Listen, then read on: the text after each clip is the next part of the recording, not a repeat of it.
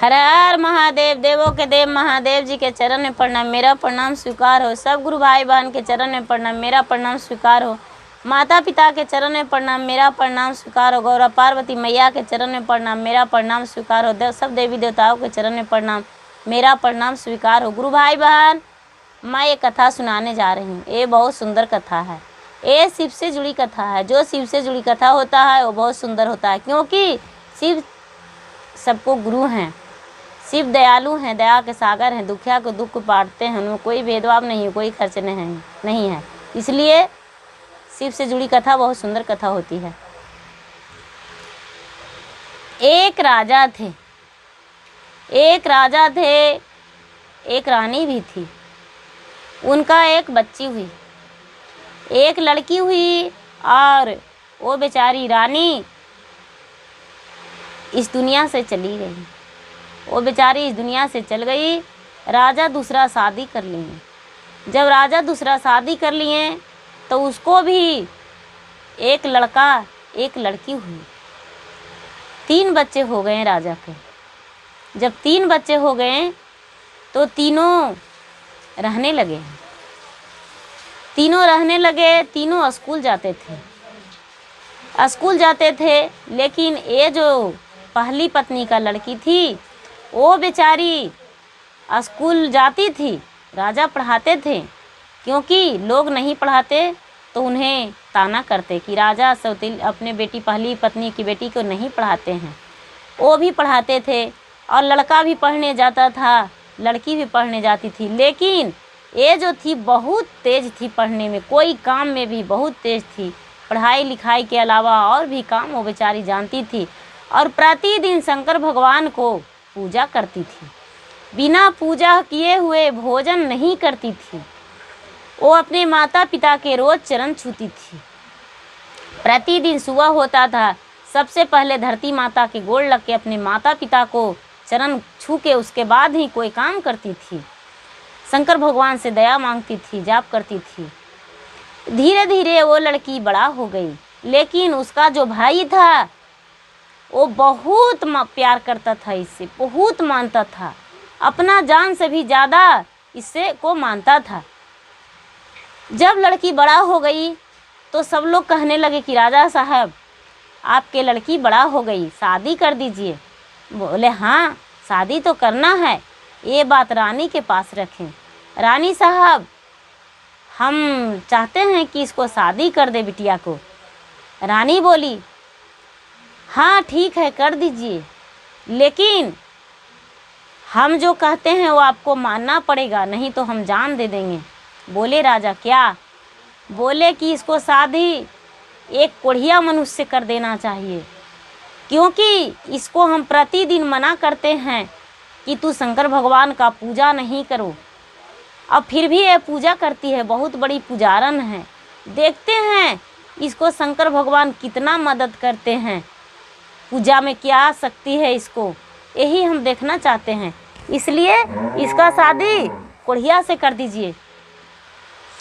ये बेचारा राजा बोले ये कैसे हो सकता है, कोढ़िया से शादी कैसे करेंगे? नहीं, ऐसा नहीं हो सकता है, नहीं, ये कैसे हो सकता है।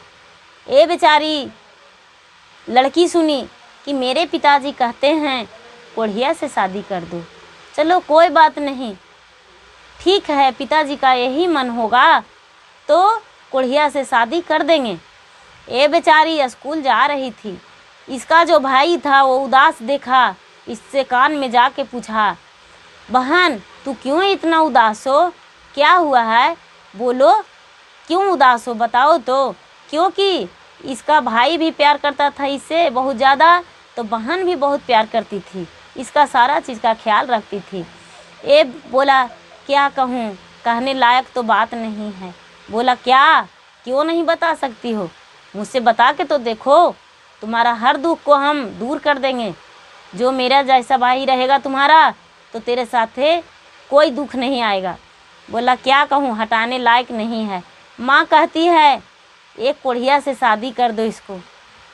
अगर जो कोढ़िया से शादी होगा तो मेरा ख्याल कौन रखेगा, मेरा पूरा ज़िंदगी कौन खेवेगा? भाई बोला तो इसमें तो हम भी नहीं कुछ कर सकते हैं, लेकिन माँ को एक बार कहेंगे। ये बेचारी बोली नहीं नहीं, माँ को मत कहना, क्योंकि माँ तुम्हें भी कुछ न कुछ कह देगा गलत, गुस्सा हो जाएगी, इसलिए माँ से मत कहना, कर देने दो कोढ़िया से शादी। उसके पिता गए जब वर ढूंढने, तो ये लड़का जाके शंकर भगवान के मंदिर में एक रस्सी बांध के और लटक गया और बोला, शंकर भगवान, अगर जो मेरा बहन के साथ कोई अन्याय हुआ है तो हम यहीं पे अपना जान दे देंगे। शंकर भगवान प्रचंड हो गए, इस गला को फंसरी जो लगा लिया, तो इस लड़का के साथ शंकर भगवान प्रचंड हो गए। प्रचंड होके और इसको सिर पे हाथ रख दिए कि नहीं, तुम्हारे साथ कोई न्याय नहीं होगा, अन्याय नहीं होगा, न्याय होगा। तुम्हारी बहन जो है वो मेरा पुजारी है, नहीं, हम उसको कोढ़िया से शादी नहीं करवाएंगे, तू ऐसा मत करो। वो लड़का उठ के घर चला आया, अपने बहन से बोला, बहन तू चिंता मत करो, तू जैसे शंकर भगवान की पूजा करती हो ठीक तू पूजा करते रहना, तुम्हारा शादी कोढ़िया से नहीं होगा। चल, बेचारी बोली, चलो कोई बात नहीं, जो पिता का मर्जी रहेगा वही होगा। वो बेचारा राजा साहब चले लड़का ढूंढने को लिए, ढूंढते पूरा नगर में लड़का ढूंढ लिए, लेकिन उसे नहीं मिला कोढ़िया। जब राजा साहब लौट रहे थे 2-4-8 दिन बिता के समय, तो देख रहे हैं कि एक बेचारा एकदम कोढ़िया लड़का था, जो उसका शरीर से पूरा खून रीम बह रहा है, वो रास्ते में चल रहा है भटक भटक के।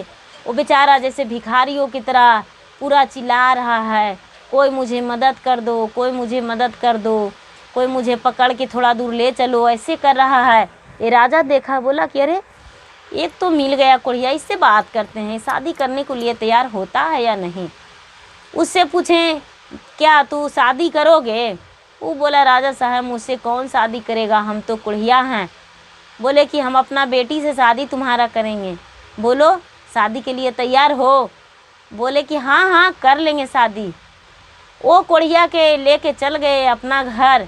ये राजा बोले, चलो तुम्हारा माता पिता कहाँ है? बोले मेरा कोई नहीं है, क्योंकि हम कोढ़िया ही पैदा लिए हैं, तो मुझे माँ फेंक दी है, हम भगवान के सहारे जी रहे हैं, मुझे कोई नहीं है, भीख मांग के खाते हैं, कहीं रोड पर सो जाते हैं। ये भी राजा नहीं पूछे कि जब तुम्हारा घर नहीं तो अपना पत्नी के कहाँ रखोगे, नहीं पूछे, वो अपना घर लेके चल गए। सारे बेचारी देखी बहुत उदास हो गई। फिर लड़का देखा कि मेरे पिताजी कोढ़िया के पकड़ के ले आए हैं। फिर मंदिर गया लड़का, जाके मंदिर में फिर से भगवान के सामने अपने गले में फांसी लगा के और भगवान से आराधना करने लगा। भगवान फिर से दर्शन दिए, बोले कि पुत्र वो कोढ़िया नहीं है, वो बहुत बड़ा एक राजा का लड़का है, उसको हम, मेरा वो सेवक है, वो मेरे मंदिर रोज आता है प्रतिदिन, उसको कोढ़िया के रूप हम धारण कर दिए हैं, उससे हम पहले वचन ले लिए हैं कि क्या शादी करोगे? एक लड़की है राजा के, वो बिना माँ के है, उसको पिता चाहते हैं कि एक कोढ़िया से शादी कर दे, उसका सौतेली माँ है, और क्या तू शादी करोगे? तो वो लड़का तैयार हो गया है, और इसीलिए उसको हम कोढ़िया का रूप दे दिए हैं। वो तैयार था कि मुझे 1 दिन के लिए, 2 दिन के लिए, महीनों दिन के लिए हम सह लेंगे, हम तैयार हैं, तो इसीलिए हम कोढ़िया का रूप से दे दिए हैं। जाओ पुत्र तू घर जाओ। वो बेचारा भाई घर आ गया और बहुत खुश था शादी में, लेकिन उसको जो बहन थी वो बेचारी बहुत रोती थी कि अरे मेरे शादी कोढ़िया के साथ पिताजी कर रहे हैं, मेरा भाई भी कुछ नहीं कर पाया, ये बोला था कोढ़िया से नहीं होने देंगे, लेकिन मेरा भाई भी कुछ नहीं कर रहा है। ये बेचारी फिर भी कुछ नहीं कह पा रही। उसके शादी कोढ़िया के साथ हो गया। जब कोढ़िया के साथ हो गया तो सबके साथ, सबके बहन के साथ भाई जाता है साथ में। सब कोई बोले कि भाई तो जाएंगे साथ में, लड़की अकेले थोड़ी जाएगी। ये बेचारी बोली, हाँ भाई तो मेरा साथ जाना चाहिए, हम अकेले डोली पर नहीं जाएंगे, मेरा साथ में भाई बैठेगा तभी जाएंगे।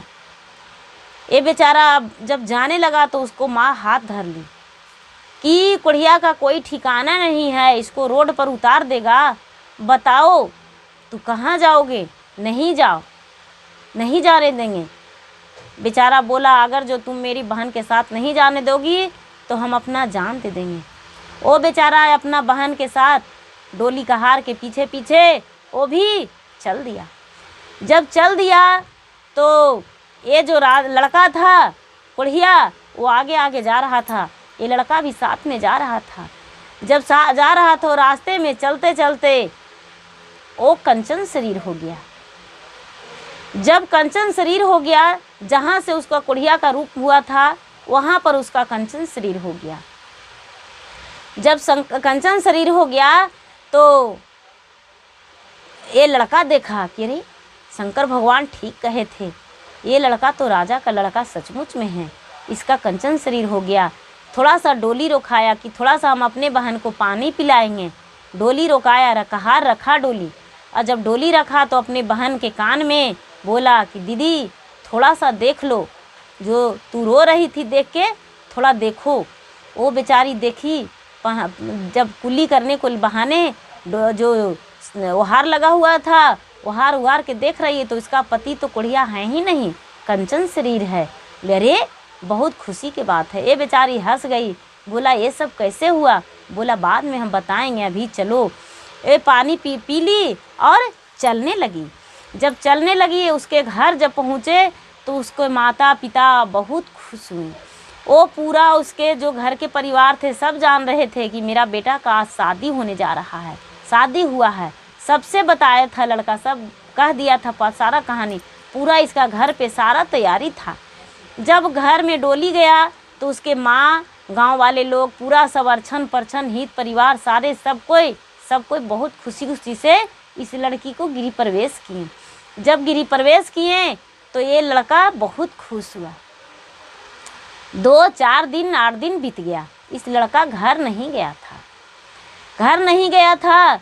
तो ये रानी पूरा चिल्लाने लगी कि मेरा बेटा को आप मार दिए, कुढ़िया के साथ चला दिए, ना खाने का ठिकान था ना पीने का ठिकान था, कहाँ चला दिए हैं? बोलिए मेरा बेटा को वापस ला दीजिए, मेरा बेटा को वापस ला दीजिए।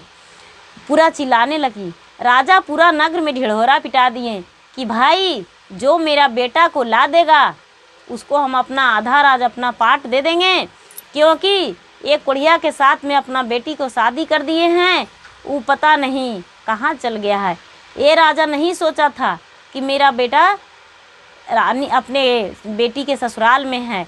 जैसा ही नगर में ढिढोरा पड़ा, ये बेचारा अपने पिता से बोले कि सुनिए, अपने भाई के ससुर से कि सुनिए हमको बहन के विदाई दीजिए, हम अपना बहन के पटफेरों के लिए ले जाएंगे अपना घर। राजा विदाई दे दी अपने बेटा बहू को, और घर में यहाँ अपने बहनोई को लेके जब आए तो रानी देखी तो पूरा चकित हो गई कि अरे हम तो बोले थे पिताजी को कुढ़िया से शादी करने को लिए, और ये कैसे हो गया कि ये सुंदर लड़का है, ये कैसे हुआ? नहीं, ऐसा नहीं हो सकता है। ये पूरा मैं अचकित थी कि नहीं ये कैसे हो गया, नहीं, पूरा अचंभो कर रही है, लेकिन फिर भी किसी से कह नहीं सकती। सोच रही कि अरे क्या करेंगे, इसको मार देंगे, इसको मार के और हम अपना बेटी को इसके साथ चला देंगे। और जब रात हुआ तो कह रहे जाके बेटी के बोली कि बेटी तू आज मेरे साथ सोना, हम तुम्हें अपना साथ सुलाएंगे, कभी तुम्हें प्यार नहीं दी है, अब तो तू ससुराल चल गई। जब माँ के साथ बेटी सो गई तो माँ क्या कर रही है कि उसको काटने चली। जब काटने चली तो शंकर भगवान वहाँ प्रचंड हो गए, प्रचंड होके इसको हाथ को धर लिए। जैसा ही नींद पड़े हुए अपने बेटी को काटने चली तो शंकर भगवान पूरा बम भोले करके इसको हाथ में कटार लिए हुए हाथ को धर लिए एक साधु के रूप में वहाँ प्रकट हो गए और पूरा चिल्लाने लगे कि बचाओ बचाओ बचाओ बचाओ, पूरा चिल्लाने लगे। सब लोग वहाँ जुट गए, सब लोग जुटे, राजा भी जुटे, देखे कि अरे ये तो बहुत अनहोनी था। राजा देखें अपने बेटी को काटने को लिए तो राजा चकित होकर पूछे अपने पत्नी से कि बोलिए रानी, आप क्यों इसे काटना चाहते थे। बोले कि हम तो बोले थे कि आप तो बोले थे कि हम कोढ़िया से शादी कर देंगे, और कोढ़िया से किए तो कंचन क्यों हो गया। लड़की बोली, माँ तुम बोली थी ना कि इसमें कितना शक्ति है, देख लेंगे, तू पूजा करने को लिए मना करती थी, इसलिए भगवान मेरे पति को सुंदर वर बना दिए हैं। शंकर भगवान बोले, देखो जो जैसा करनी करता है उसे फल मिलता है। ये मेरा रोज़ पूजा करती थी, हम खुद शंकर भगवान हैं, ये मेरा पूजा करती थी, हम इसे सुंदर वर ढूंढ के दिए हैं, हम बनाए इसका पति का सुंदर वर। और जिसे तू उतना प्यार करती हो, जिसे तू शादी करो, वो कंचन रहेगा, लेकिन फिर भी कंचन हो के भी कंचन नहीं रहेगा। जाओ, तुम्हारा जो अपना बेटी है वो कभी खुशी नहीं रहेगी। ये इसका कर्मों का फल है कि हर चीज़ इसका सब कुछ अच्छा मिला, क्योंकि तुम इसे माँ का प्यार नहीं दिया है, कभी इसे लाड प्यार से अपना बेटी नहीं मानी है, इसलिए इसका राजा के घर में शादी हुआ है। उसका भाई भी बोला कि हाँ माँ, दीदी का शादी एक राजा के घर में हुआ है, दीदी का शादी कोई कोढ़िया से नहीं हुआ है।